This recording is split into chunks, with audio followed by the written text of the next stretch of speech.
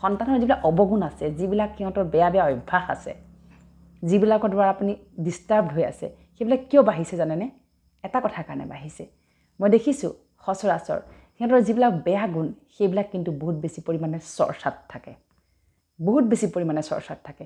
সেইবাবে মই সদায় কওঁ সংগ সংগ সংগ সংগ ৰং, সৎ সংগ ল'ব লাগে। পৰমাত্মাৰ মহাবাক্য, সংগই কি কৰে? ডুবাই, সংগই আপোনাক তৰায়। সংগই ডুবাই, সংগই তৰায়। গতিকে আমি কি কৰিব লাগিব? আপুনি সমাজত আছে, আপুনি মিলিজুলি থাকিবই লাগিব। আপুনি অনুষ্ঠান প্ৰতিষ্ঠান বাদ দি চলিব নোৱাৰে, সমাজ বাদ দি চলিব নোৱাৰে, একো বাদ দি আপুনি চলিব নোৱাৰে, নালাগে আপুনি চলিবলৈ। কিন্তু কৰ্মটো হৈ গ'ল, নিজৰ কাম কৰিলে, তাৰপিছত কিন্তু আপুনি কুইট কৰিব লাগে। কিয় কৈছোঁ? আমি সমাজ পাতি বাস কৰোঁ, সমাজত এজনে আনজনৰ আমি উপকাৰ সাধন কৰিবই লাগিব, এজনে আনজনৰ আমি সহায় সহযোগিতা কৰিবই লাগিব। কিন্তু তাৰ অৰ্থ এইটো নহয় গোটেইসোপাই মিলি বেলেগৰ ঘৰৰ সন্তানটো কি কি কৰ্ম কৰিলে সেইখিনি আমি হিচাপ কিতাপ তাত আমাৰ বজাই থকাৰ। ৰাইট নে? ৰাইট। নাপায়, নকৰিব। কিয় জানেনে? যিমান চৰ্চা কৰিম ইমান কি হ'ব? সিমানেই সেই সন্তানটোলৈ সেই আমাৰ যিবিলাক নিগেটিভ কথা বতৰা যিটো প্ৰকম্পন সেইটো তালৈতো গ'লেই। দ্বিতীয়তে আপোনাৰ নিজৰ সংস্কাৰ বেয়া হ'বলৈ আৰম্ভ কৰিব। আপোনাৰ এনেকুৱা লাগিব কাইলৈও বেলেগৰ কথা পাতোঁ দে। এইটো এটা নিচা, লোকৰ কথা পতাটো, লোকৰ অৱগুণ চোৱাটো, এইটো সাংঘাতিক এটা নিচা, এডিকশ্যন। কি হ'ব জানেনে? লাহে লাহে লাহে লাহে সেই এডিকশ্যন নকৰিলে আপোনাৰ ভাল নলগা হৈ যাব। আৰু লাহে লাহে সমাজত কি হ'ব? এই মানুহজনী অহাৰ লগে লগে মানুহে কি কৰিব? ঘৰৰ দৰ্জা বন্ধ কৰিবলৈ আৰম্ভ কৰিব। থাকে সমাজত এনে এবিধ মানুহ, যাক দেখাৰ লগে লগে মানুহে কয় কি নাই নাই মানুহজনীক বহিব নিদিবি দেই, লোকৰ কথা বৰ পাতে, হয়নে? গতিকে কি হৈছে? যাৰ ঘৰতে যি হৈ নাথাকক কিয়, যাৰ ঘৰৰ সন্তানে যি কৰি নাথাকক কিয়, যদি পাৰে এটা ভাল আপুনি উপদেশ দিয়ক, সেই ঘৰখনলৈ গৈ তাক এটা ভাল উপদেশ দিয়ক, সেই পিতৃ মাতৃৰ লগত এটা গঠনমূলক কনষ্ট্ৰাক্টিভ এটা আলোচনা কৰক। কিন্তু আনৰ ঘৰত গৈ কেতিয়াও সেই বিষয়ে চৰ্চা নাৰাখিব। সেইজন জ্ঞানীৰ শাৰীত নপৰে। অজ্ঞানীয়েহে আনৰ পৰচৰ্চা পৰনিন্দাত ব্যস্ত হৈ থাকে। আপুনি যদি প্ৰকৃত শুভাকাংক্ষী সেই ঘৰখনলৈ যাওক, পিতৃ মাতৃক লগ কৰক আৰু এটা সুন্দৰ গঠনমূলক এটা উপদেশ দিয়ক। গতিকে এয়া হৈছে এগৰাকী ভাল পিতৃ মাতৃ হিচাপে আমাৰ কৰ্তব্য। কিয়নো অকল আপুনি আপোনাৰ সন্তানৰে পিতৃ মাতৃ নহয়, হয়নে? প্ৰত্যেকটো সন্তানৰে আমাৰ নিজৰ সন্তান। এই দৃষ্টিৰে আমি চাব লাগিব। গতিকে সন্তানৰ অৱগুণবিলাক ঠিক কৰিবলগীয়া হ'লে আপুনি কি কৰিব লাগিব? ৰাতিপুৱা শুই উঠি কেইটামান আপুনি মহাসংকল্প ল'ব লাগিব। 21 দিন লওক, দেখিব আপোনাৰ সন্তানৰ অৱগুণবিলাক লাহে লাহে লাহে লাহে পৰিৱৰ্তন হ'ব। এতিয়া প্ৰধান কথাটো হৈছে যে সন্তানে কেতিয়াও কাৰো আদেশ পালন নকৰে। আজি চূড়ান্ত সমস্যা হৈছে সমাজত। মই দেখি আছোঁ যে কোনো সন্তানে দেউতাক মাকৰ কথা একে আখৰত মানি নলয়, একে আখৰতে আজ্ঞাকাৰী নহয়। সেইটো কিন্তু সাংঘাতিক এটা সমস্যা আহি পৰিছেনে বাৰু? মই অনুভৱ কৰিছোঁ যে কথাটো হৈছে যে কিয় নলয়। এতিয়া আমি সেইখিনিতে বহু বস্তু ষ্টাডি কৰিবলগীয়া আছে যে মই কথাটো কওঁতে বা কি সুৰত কৈছোঁ, আদেশৰ সুৰত কৈছোঁ নেকি? যেতিয়া কথা আপুনি আদেশৰ সুৰত ক'ব, সেই আদেশ কেতিয়াও সন্তানে পালন নকৰিব। পিতৃ মাতৃ মানে কেৱল আদেশ জাৰি কৰাটোৱেই নহয়। পিতৃ মাতৃৰ মাজত পিতৃ মাতৃয়ে অতি মৰমৰে সন্তানক প্ৰতিপালন কৰিব লাগিব।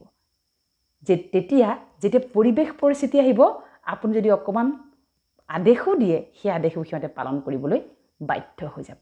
গতিকে আদেশ দিব লাগিব, কিন্তু তাৰ সুৰটো, তাৰ যিটো মনোভাৱ, সেইটো যেন স্নেহী হয়, যেন সন্তানে ফটককৈ বুজি পায় মা দেউতাই মোক ঠিক পোৱা নাই।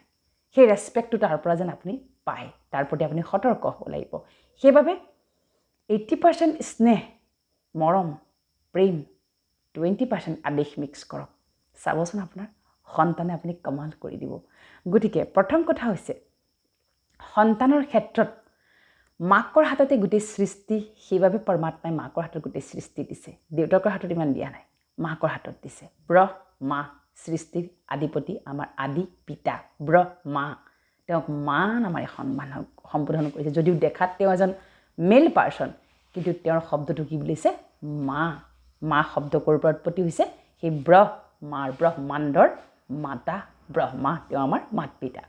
গতিকে পৰমাত্মাই কৈছে যেতিয়া আমি সৃষ্টিৰ এই যে আমাক সৃষ্টি মানে কি এটি সন্তান জন্ম দিয়াটোতো সৃষ্টি অধিকাৰিণী হয়নে নহয় আমি আজি সন্তানৰ যে জন্ম দিব পৰা শক্তি আমাৰ ভিতৰত যে আছে সেইটো যিটো পাৱাৰ সেই শক্তি সেইটো কেৱল সন্তানটো জন্ম দিয়াৰ পিছতে শেষ হৈ নাযায় আচলতে আৰম্ভণিহে হয় সন্তানটো জন্ম হোৱাৰ পিছতহে আপোনাৰ সৃষ্টিৰ যি আমাক দিছিল শক্তি সেই আৰম্ভণি হয় ইমপ্লিমেণ্টেশ্যনত বা প্ৰেক্টিকেল জীৱনত আৰম্ভণি হয় গতিকে সন্তানটো শুই উঠিয়েই সৰ্বপ্ৰথমে তাৰ মূৰত হাত থৈ কপালত হাত থৈ সদায় আশীৰ্বাদ দিব লাগে তুমি মোৰ শ্ৰেষ্ঠ সন্তান তোমাৰ দৰে আৰু পৃথিৱীৰ দ্বিতীয় সন্তান কোনোই পৃথিৱীত নাই তুমি পৰম ভাগ্যশালী সৌভাগ্যশালী তুমি নিৰাকাৰ পৰম পিতা পৰমাত্মাৰ শ্ৰেষ্ঠ সন্তান তুমি মোৰ পৰম স্নেহী সন্তান তুমি ৰামচন্দ্ৰৰ দৰে আজ্ঞাকাৰী শ্ৰীকৃষ্ণৰ দৰে বুদ্ধিমান ধৰ্মাত্মা মহাত্মাৰ দৰে গুণী জ্ঞানী সৰ্বগুণ সম্পন্ন এনেকৈ আপুনি যেতিয়া তাক আশীৰ্বাদ দিব লাহে লাহে লাহে লাহে 3 দিনত একো পৰিৱৰ্তন নাহে 9 দিনতো একো পৰিৱৰ্তন নাহে আপুনি কৰি চাওক যিসকলে শুনি থাকে এনেই নুশুনিব মই এইটোৱে সদায় সকলোকে অনুৰোধ জনাম মোৰ এই মাধ্যমৰ জৰিয়তে যে কথাবোৰ শুনি এনেই টাইম ৱেষ্ট নকৰিব প্লিজ ইমপ্লিমেণ্ট কৰিব দেই প্ৰেক্টিকেল কৰিব কাৰণ প্ৰেক্টিকেল কৰিলে আপুনি কিবা এটা পাব নহয় জানো এনেইতো শুনি আৰু সময় নষ্ট কৰি লাভ নাই আছে জানো নাই নহয় গতিকে নকৰিব প্ৰথম কথাটো হৈছে যে যেতিয়া আপুনি শুই উঠি তাক আশীৰ্বাদ দিব আশীৰ্বাদ দিওঁতে এনেধৰণে দিব যাতে আপোনাৰ মনত ডাউট নাথাকে সন্দেহ নাথাকে মই দি আছোঁ হ'ব নাই এটা সেইটো সন্দেহ যাতে উৎপন্ন নহয় দেই যে তুমি মাষ্টাৰ শক্তিশালী তুমি জ্ঞানী তুমি সৰ্বগুণ সম্পন্ন তুমি প্ৰেম স্বৰূপ তুমি ক্ষমাশীল দয়াশীল বিশাল অন্তৰ অধিকাৰী তুমি প্ৰতিটো বিকৰ্মৰ পৰা মুক্ত তুমি বেয়া সংগৰ পৰা মুক্ত বেয়া সংস্কাৰৰ পৰা মুক্ত তুমি নিৰাকাৰ পৰমাত্মাৰ শ্ৰেষ্ঠ সন্তান তুমি ঈশ্বৰ আল্লাহ গড ভগৱান পৰমাত্মাৰ শ্ৰেষ্ঠ সন্তান এনেকৈ যদি আমি আশীৰ্বাদ দিবলৈ আৰম্ভ কৰোঁ সন্তানটোৱে লাহে লাহে লাহে লাহে আপোনাৰ সেই আশীৰ্বাদৰ প্ৰকম্পনত দেখিব সন্তান লাহে লাহে সলনি হ'বলৈ আৰম্ভ কৰিছে দেই বহুতৰ জীৱনত পৰিৱৰ্তন আহিছে গতিকে আপুনি আৰম্ভণি কৰক যিমান পাৰে আপুনি চেষ্টা চলাওক যাতে সন্তানটোক আপুনি আপোনাৰ আয়ত্তলৈ আনিব লাগিব আপোনাৰ কামেই সেইটো পিতামাতা হিচাপে যে সন্তান বিপথে গৈছে তাক আমি ঠিক ঠাকে ঘূৰাই আনিব লাগিব বিপথে গ'ল বুলি তাকে গালি গালাজ পাৰি আনৰ আগত চৰ্চা কৰি একোডাল লাভ নাই দেই একোৱেই লাভ নাই বৰঞ্চ ক্ষতি আছে লোকচান আছে হৈ গ'ল ঠিক আছে একো ডাঙৰ কথাটো নহয় এনেকৈ ভাবিব লাগিব একো ডাঙৰ কথা নহয় কিন্তু সেই বুলি একো ডাঙৰ কথা নহয় বুলি এৰি দিবও নালাগে যে ক'ত তাৰ প্ৰব্লেম আছে মোৰ সন্তানটোৰ কোনখিনিতে প্ৰব্লেম আছে কোনখিনিত সি কমজুৰি কোনখিনিত সি শক্তিশালী সেই গোটেই বস্তুবিলাক আমি আয়ত্তলৈ আনিব লাগিব আমি সেইটো গুণাগথা চলাব লাগিব তাৰপিছত সন্তানক আমি তেনেকৈ সংকল্প দিব লাগিব যিখন ঘৰত ৰাতিপুৱা ধ্যান ঈশ্বৰীয় পূজন ভজন যিয়েই নহওক যি মাৰ্গতে আপুনি নাথাকক কিয় যিয়ে মাৰ্গত আপুনি নাথাকক কিয় যিখন ঘৰত ঈশ্বৰক স্মৰণ কৰি ৰাতিপুৱাটো আৰম্ভণি হ'ব সেইখন ঘৰৰ সন্তানৰ অন্তত বহুত ডাঙৰ বিপদতো স্বয়ং পৰমাত্মাই তেওঁক সুৰক্ষা কৱচৰ দৰে ৰক্ষা কৰিবই কৰিব গতিকে মই সেইটোৱে কৈছোঁ সকলোকে যে আপোনালোকে কাষত থকা প্ৰজাপিতা ঈশ্বৰীয় ব্ৰহ্মকুমাৰী বিশ্ববিদ্যালয়লৈ গৈ ৰাজযোগ মেডিটেশ্যনৰ প্ৰশিক্ষণটো বিনামূলীয়াকৈ লওক তাৰপিছত আপুনি লাহে লাহে আপুনি সেই প্ৰশিক্ষণটো লোৱাৰ পিছত ঘৰত ইমপ্লিমেণ্ট কৰক এই শিক্ষা হৈছে ব্যৱহাৰিক শিক্ষা এই শিক্ষা এনেই শুনিলোঁ এৰি দিলোঁ তেনেকুৱা শিক্ষা নহয় তেনেকুৱা শিক্ষা বহুত হৈ আছে আজিকালি নহয় জানো কেৱল শ্ৰৱণ কৰিলোঁ শুনিলোঁ তাৰপিছত এৰি দিলোঁ তেনেকৈ নহয় এই শিক্ষাই আপোনাৰ ব্যৱহাৰিক শিক্ষা এই শিক্ষাই আপোনাৰ জীৱনৰ প্ৰতিটো প্ৰব্লেমক আপোনাক ৰিপেয়াৰিং কৰাৰ আপোনাক ৱে দেখুৱাব ৰাস্তা দেখুৱাব গতিকে চেষ্টা চলাওক যিমান পাৰে আপুনি চেষ্টা চলাওক যে ৰাতিপুৱা শুই উঠি স্বয়ং নিৰাকাৰ পৰম পিতা পৰমাত্মা ঈশ্বৰ আল্লাহ গড ভগৱান তেখেতৰ লগত আপুনি কানেকশ্যনত আহি যাওক যি আমাৰ পিতা সৰ্বধৰ্মৰ সৰ্বমনুষ্যৰ সৰ্বাত্মাৰ পিতা এজনেই সেইজনে হৈছে ঈশ্বৰ পৰম পিতা পৰমাত্মা গতিকে তেওঁক যেতিয়া আপুনি কানেক্ট কৰিব ৰাতিপুৱা আপুনি এক সাংঘাতিক শক্তিৰে ভৰপূৰ হ'বলৈ আৰম্ভ হৈয়ে যাব তাৰপিছত আপুনি শক্তিৰে ভৰপূৰ হ'ল আৰু আপোনাৰ শক্তি বেলেগক দিবলৈ আপুনি আৰম্ভ কৰি দিয়ক আপোনাৰ মুখৰে ওলোৱা প্ৰতিটো শব্দই বেলেগৰ বাবে আশীৰ্বাদ আৰু ভাগ্য নিৰ্মাণ কৰাত সহায় কৰিব গতিকে সেই শক্তি আপুনি পাবলৈ হ'লে তপস্যা লাগিব ধ্যান লাগিব মেডিটেশ্যন লাগিব সাধনাৰ অবিহনে আমি কোনো বস্তু প্ৰাপ্ত কৰিব নোৱাৰোঁ গতিকে একো চিন্তা কৰিব নালাগে আপুনি সেই মাৰ্গত গৈ না গৈ আপুনি খান পান এৰিব লাগিব বস্ত্ৰ এৰিব লাগিব কিবা এৰিব লাগিব এনেকুৱা ধৰণৰ যিবিলাক ভ্ৰম আজি সমাজত চলি আছে সেই ভ্ৰমৰ পৰা নিজক উদ্ধাৰ কৰক। আজি পৃথিৱীত মনুষ্য ভ্ৰমত জীয়াই আছে, সেই ভ্ৰমৰ পৰা নিজক উদ্ধাৰ কৰক। নিজৰ জীৱনটো কিন্তু বচোৱাৰ দায়িত্ব আজি আপোনাৰে, নহ'লে আপুনি তিল তিলকৈ মৰি গৈ থাকিব। মানসিক আজি শান্তি হেৰুৱাই তাত আপোনাক আহি কোনেও সহায় কৰিবলৈ কিন্তু নাহিব। কাৰণ এই পৃথিৱীত আজি বেছিভাগ মনুষ্যই আজি নিজেই মানসিক স্থিতিত ডগমগতাত আজি জীৱনৰ চূড়ান্ত সময়ত ভৰি দি আছে। গতিকে এতিয়া সময় অতিলৈ গৈ আছে। যেতিয়া অতি হয় তেতিয়া অন্ত হয়, আৰু অন্ত হোৱাৰ পিছতে নতুন আৰম্ভণি হয়। গতিকে সৃষ্টি বিনাশৰ ফালে গৈ আছে। কেৱল সৃষ্টিয়ে গৈ থকা নাই, মনুষ্য বিনাশৰ ফালে গৈ আছে, মানুহৰ মানৱতাবোধ বিনাশৰ ফালে গৈ আছে। চেষ্টা চলক, নিজকে যেন আপুনি ঠিক কৰি ৰাখে। এই কলিৰ মাজতো যেন নিজকে যেন আপুনি পদুম ফুলৰ দৰে পৰিষ্কাৰ শুদ্ধ কৰি ৰাখিব পাৰে। গতিকে বোকাৰ মাজতো যেন আপুনি ফুলি থাকিব পাৰে, তাৰ বাবে আপুনি ধ্যান কৰক, তপস্যা কৰক, ৰাজযোগ মেডিটেশ্যন কৰক। মেডিটেশ্যনৰ মাধ্যমেদি জীৱনটোক সৰ্বাংগীন সুন্দৰ কৰক। সংকল্প লওক, সংকল্প নোলোকে কেতিয়াও ৰাতিপুৱা আৰম্ভণি নকৰিব। সংকল্প হৈছে আমাৰ মনৰ ভোজন। সংকল্প মানে প্ৰতিজ্ঞা লওক। যি প্ৰতিজ্ঞা আপুনি ল'ব দিনটোত তাক মাজে মাজে ৰিভাইজ কৰক, পাহৰি নাযাব, ৰিভাইজ কৰক। গতিকে সন্তান প্ৰতিপালন কৰিবলগীয়া হ'লে প্ৰথমতে আপুনি শক্তিৰে শক্তিমান হ'ব লাগিব, আপুনি শক্তিশালী হ'ব লাগিব, আপুনি মানসিকভাৱে পৰিপুষ্ট হ'ব লাগিব, পাৱাৰফুল হ'ব লাগিব, শক্তিশালী হ'ব লাগিব। তেতিয়াহে কিন্তু সম্ভৱ। আপুনি যদি ভাঙি পৰে, আপোনাৰ যদি স্থিতিয়ে যদি ডগমগ হয়, আপুনি যদি অস্থিৰ হয়, আপুনি যদি অশান্ত হয়, আপুনি যদি দুৰ্বল হয়, আপোনাৰ দ্বাৰা কেতিয়াও সন্তান ঠিক হৈ ওলাব নোৱাৰে। গতিকে সকলো বস্তু নিৰ্ভৰ কৰে মাতৃৰ ওপৰত। গতিকে সেয়ে মাতৃসকল চেষ্টা কৰক, যিমান পাৰে ঘৰত থাকক, ঘৰখনক স্বৰ্গ বনাওক, প্ৰয়োজনত ওলাই যাওক, অপ্ৰয়োজনীয় ঘৰৰ পৰা নোলাব।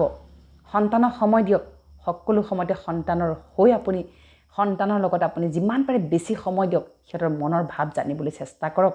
এই ডিজিটেল দুনিয়াত সন্তানক যিমান পাৰে লগ দিয়ক, সংগ দিয়ক, নহ'লে সন্তান আজি অকলশৰে গৈ গৈ গৈ গৈ গৈ সেই ডিজিটেলৰ যি মায়াবী নগৰীত সোমাই পৰিছে তাৰ পৰা উদ্ধাৰ কৰে এটাই ৰাস্তা হৈছে পিতৃ মাতৃ হিচাপে যিমান পাৰে সন্তানক সময় দিয়ক, সংগ দিয়ক। ফুৰাবলৈ নিজে লৈ যাওক, ক'ৰবালৈ গৈছে লগত লৈ ফুৰক, ক'ৰবালৈ সিহঁতে কিবা কৰিব বিচাৰিছে সংগ দিয়ক, কৰক, সিহঁতৰ কথা শুনক, সিহঁতৰ মনৰ কথা শুনক, সিহঁতৰ লগত যিমান পাৰে ফ্ৰেণ্ডশ্বিপ মেইনটেইন কৰক।